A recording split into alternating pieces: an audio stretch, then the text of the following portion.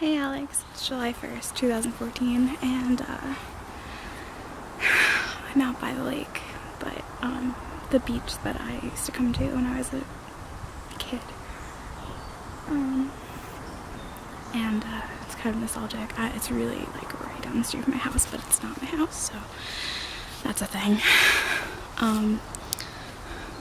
I was gonna go up to the rock where I went when I was a kid, like it's a nice spot, but there's like a birthday party happening here, and I don't feel like being the one to get in the way, like see these cars.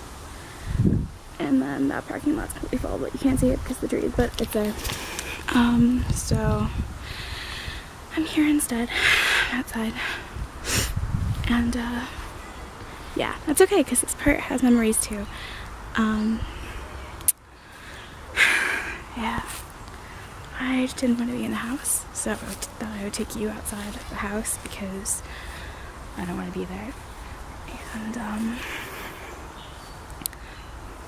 my dad is out with some people. Sorry, that was a car. Doing some stuff, and my mom's at work and my brother is at his friend's house. So it's just me, and I didn't want to be stuck in the house, and I didn't want to be dealing with that, so I took a walk. I'm probably going to walk farther. I'll probably walk around the lake.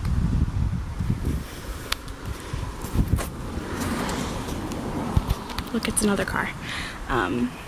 But I thought I would come here first. The lake's like 4 miles all the way around, so sounds like fun. I could use the exercise. Okay, so let me take you on a tour real quick. See, this bridge right here is actually, I don't know if it was this bridge or the one that's over there, but this is where I held hands for the first time, and I was really excited about it, like incredibly excited about it. His name was Frank, and funny story, he ended up being gay like me, so it was destined. It was made to be. And yeah, I think it was that one over there, because at the end we sat on that like picnic table. I don't know if you can see it. I'll get closer. We sat at the picnic table over there, and yeah, it was exciting. I was so nervous. My hands were sweating so much, which I guess makes sense. We were in 6th grade? 5th grade. We were in 5th grade. And we were dating for more cars. We were dating for probably a year, probably 5th grade. 6th grade he moved away. And then we were in a long distance relationship for like a year, well, like half a year. Then he stopped talking to me, and my friends made me call him, and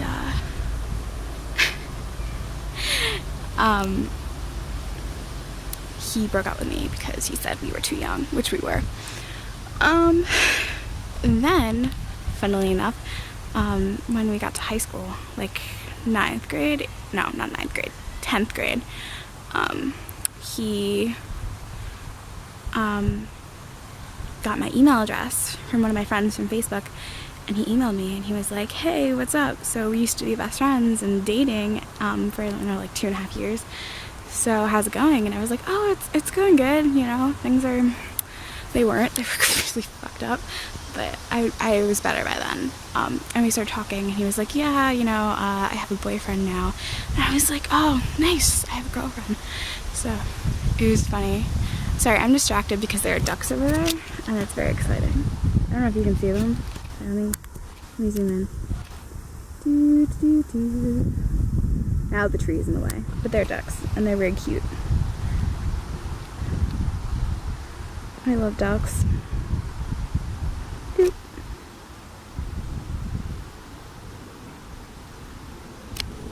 So, yeah, that's my holding hand story.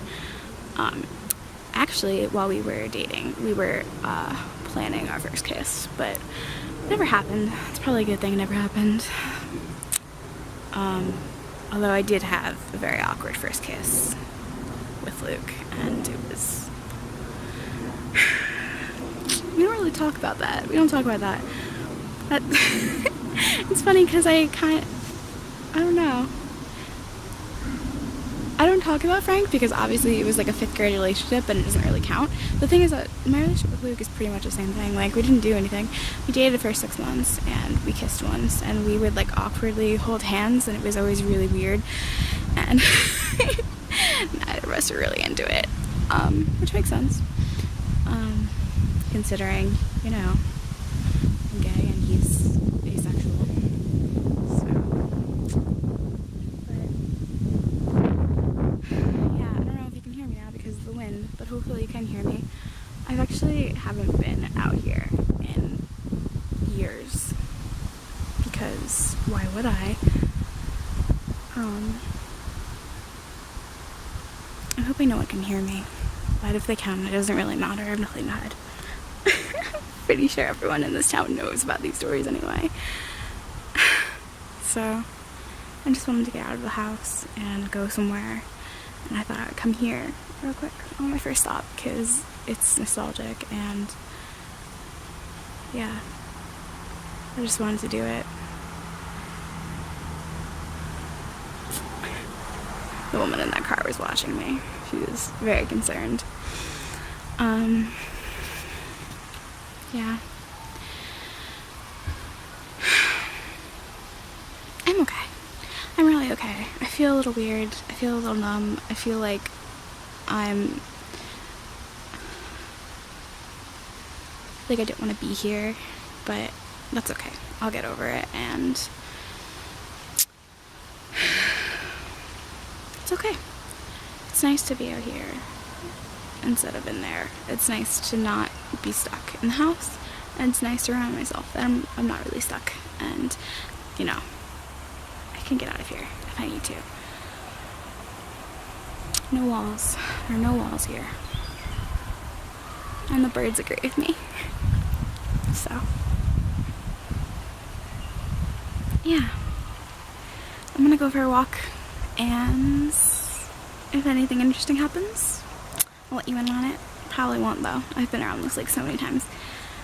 But I might stay here for a while because it's really pretty and kind of peaceful, even with all the cars. And I don't know. It's good to go back to when you were a kid sometimes. Things were easier back then. Wish you were here. We could hold hands on the bridge. I don't know if there's, because there's no water under that bridge, but I haven't actually gone out to this bridge.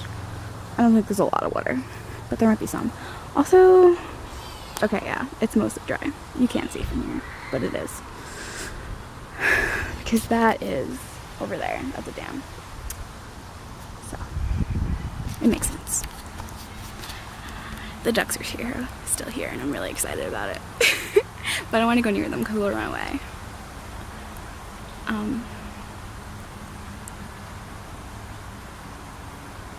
Yeah.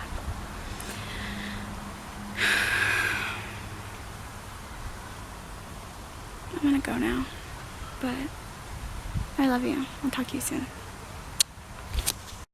So getting hit by a car around this lake is super easy because we have curves like this and no sidewalks. So you're basically just walking the ditches. But then you get here, this is like here, and they're like overgrown weeds and things, so you really can't. And then you almost get hit by a car, and then people give you dirty looks. But it's not really your fault. So I don't know what they want me to do. Yeah, I'm gonna go. There's no. I did it. Walked all the way around. Oh my god. I'm so sweaty.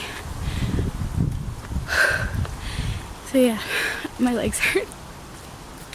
It's so stupid, but it was nice. I had fun. And my dad's home. So that means I realize not. My mom's not. So, yeah. I decided that when I like saw Pudding Street where my house is, obviously, I just started like running for no reason, and yeah, so it's hot. It's so hot outside. Oh my god, I don't know why I picked the day that it's like 90 something degrees to go for a walk, but it felt nice. I feel alive. So yeah, I'm gonna go where there's air conditioning. Oh my god, my arm is shaking. I'm really tired.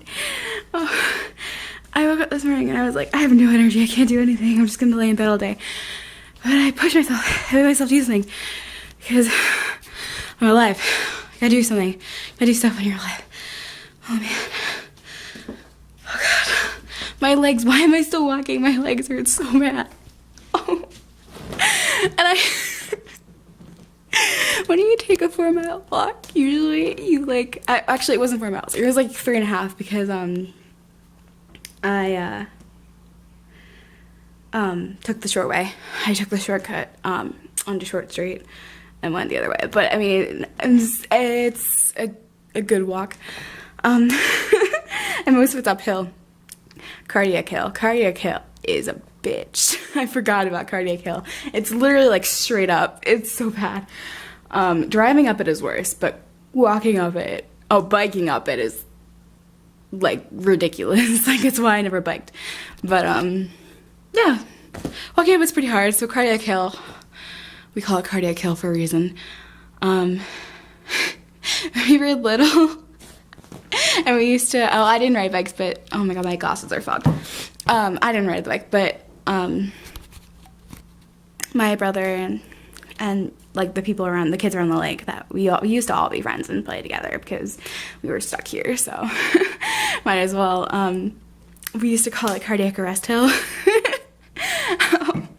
for obvious reasons, and it was fun. We used to play Manhunt at night, actually. I don't know if you ever played Manhunt. You probably have. It's that game where it's like tag, like hide and seek tag, but it's in the dark. I used to be a lot less scared of the dark. So we get all the neighborhood kids from around the lake, and we play Manhunt, and like half the lake around the roads around the lake would be like game, like free game, like you can go anywhere. Which made the game so difficult. And usually we would end up having our parents be like, you need to come inside before we even got close to like actually getting anywhere. Those games lasted a ridiculous amount of time. But over the summer, our parents used to just drive their cars around to make sure that we were okay. And we used to have cell phones and stuff once we were a little bit older. Most of us, like not the younger kids, but the older ones. So we used to play Manhunt for hours, and the point of the story is, because I was talking about Cardiac Hill used to be like, if you hit on Cardiac Hill or near Cardiac Hill, like on the downhill part, like everyone hated you because you'd have to run up the hill and then it would be down, you wouldn't be able to stop, and people got hurt a lot. So it was like an unofficial official rule that you couldn't hide near Cardiac Hill or around Cardiac Hill. Also because Cardiac Hill is around the one beach that no one likes because it's like really gross. It's always covered. No one cleans that beach. I don't know why it's even still a beach, but it's in people's backyard properties, so I guess they feel like they have to have a beach, but no one cleans it, no one maintains it. I don't know if they do now. I haven't been there in years, but it's pretty gross. It's just covered in like seaweed and like goose stuff, and it's not fun. So people used to hide around there because no one wanted to go on the actual beach. Like, well, no one would think you would want to hide there. And everyone hated it because it was kind of disgusting. It was really not well kept, and there was, yeah. So, around Cardiac Beach, I'm really tired. Cardiac Hill is fun though, because once you get up to the top, it's like straight down too. So, It feels really awesome going down it. It's terrifying in a car. You driving a car down that hill or up that hill because you feel like you're rolling back constantly, but driving down it is crazy too. And you basically have to, I mean, you have to ride the brake on any hill, but it's scary. It scares me. I don't do it. I don't even drive around the lake because first of all, I don't know why you would do it because you can definitely walk. You see my bra? Second of all, it's really windy. There are so many blind curves and everything, and it's ridiculous. I experienced this because I was walking on the side and people kept being like, and like swerving all the way up the road to like not hit me, and I was like, it's okay. I'm on the side of the road. There's a white line here. So, I mean, you really shouldn't be driving off of it anyway because this is a ditch. But, I mean, no one wants to be the one who hits the people walking around, and there's always people walking around the lake too, so it's not like it's just me or anyone else, and old people do it all the time. This lake community is like 80% old people.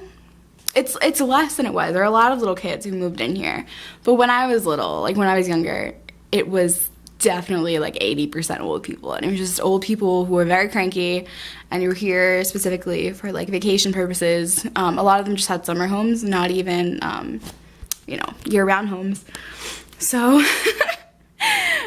they would get mad at everything, and oh man, it was bad. I remember one year at Children's Beach, we had a rope. There was a rope that we used to tie something to the tree. I think it was like a piñata. And someone kept the rope there. So on the regatta, which is like a party thing that we have every year, someone like doubled it up and put some like a knot on the bottom of it, and we made it a swing. The old people were like, you can't do that. It's unsafe, and there's a lot of noise coming now because from that particular beach. And so the people who are around Children's Beach were really upset about it. And I was like, yeah, there's a lot of noise now because people are having fun. And they would always complain at night during the summer because we would go out and play manhunt. We would play other games. We had like little like soccer tournaments and stuff, which I was never in because I was never good at them.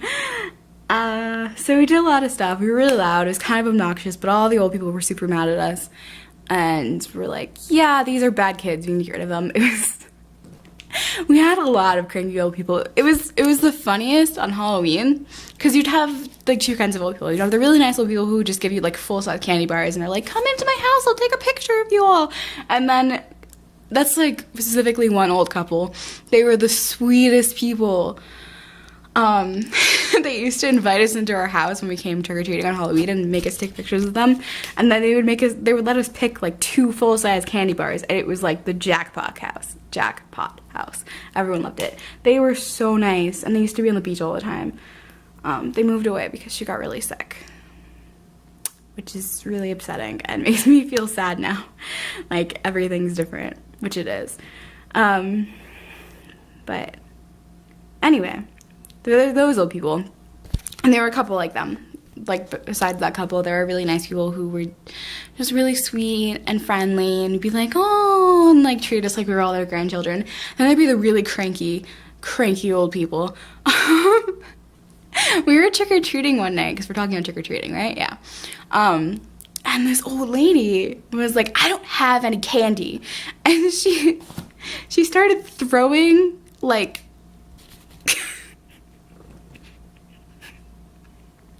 she was, like, throwing pretzel bags at us.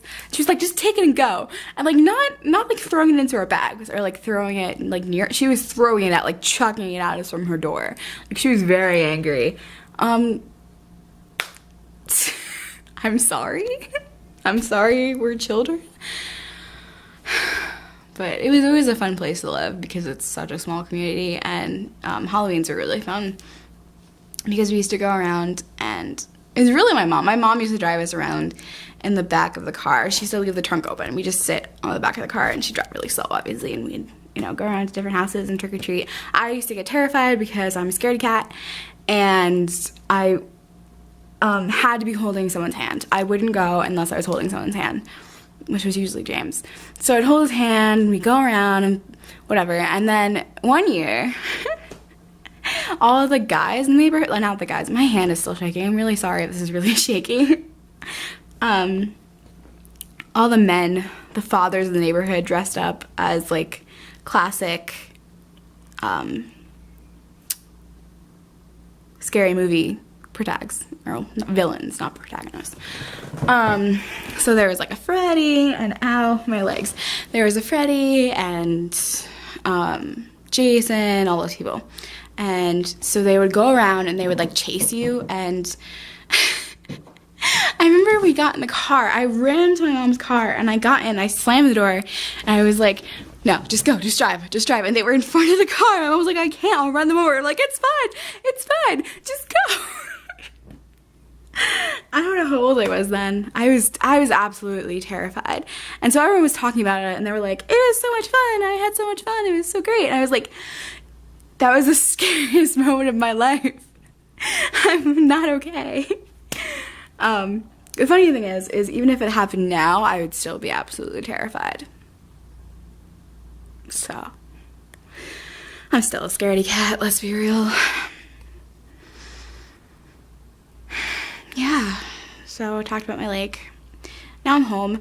I'm really hot, and my throat is really dry.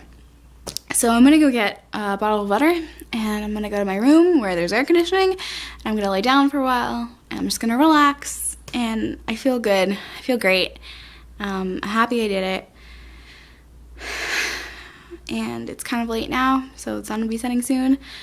And so I should make dinner. That'll be good. I'll make dinner. And yeah, just not be miserable because I'm alive and this is my chance. And I'm not going to waste it feeling terrified and miserable. I'm just not. I decided that years ago. And I've stuck to it, and I'm not gonna fall off the boat. I mean, I'm sure there will be times when I feel like this again, and I feel like nothing's worth it, and I'm stuck here forever, and I'm never gonna get anywhere, and it's a dead end. I'm sure there are a lot of times it will be like that, but I'm always gonna come back to this conclusion because I don't want to be stuck. I don't want to be stuck, and the only way to not be stuck is to not let yourself be stuck. So.